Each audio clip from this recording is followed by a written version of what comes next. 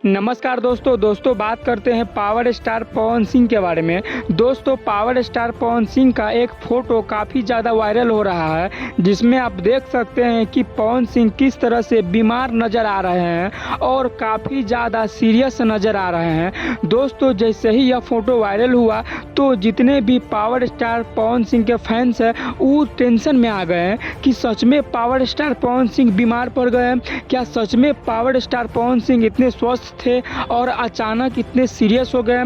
दोस्तों मैं आज इस वीडियो में बात करने वाला हूं कि ये सच है या झूठ। दोस्तों अगर आप लोग सोशल मीडिया पे थोड़ा भी एक्टिव रहते हैं तो आपको एक बात पता होगा कि सोशल मीडिया पे हर चीज़ सही नहीं होता है। दोस्तों सोशल मीडिया पे सही कम और गलत ज़्यादा होता है। दोस्तों पवन सिंह का यह फोटो जिसमें पवन सिंह बीमार है, यह फोटो फेक है। इस फोटो में कोई सच्चाई नहीं है, क्योंकि दोस्तों यह फोटो धर्मा फिल्म के सीन का है, न कि रियल का। तो जितने भी पवन सिंह के फैंस है वह टेंशन न ले, क्योंकि पवन सिंह अभी काफ़ी ज़्यादा स्वस्थ है।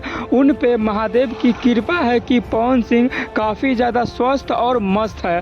और मैं आप लोगों को बता दूं कि पवन सिंह का बहुत जल्द एक तगड़ा वाला गाना भी आने वाला है दोस्तों।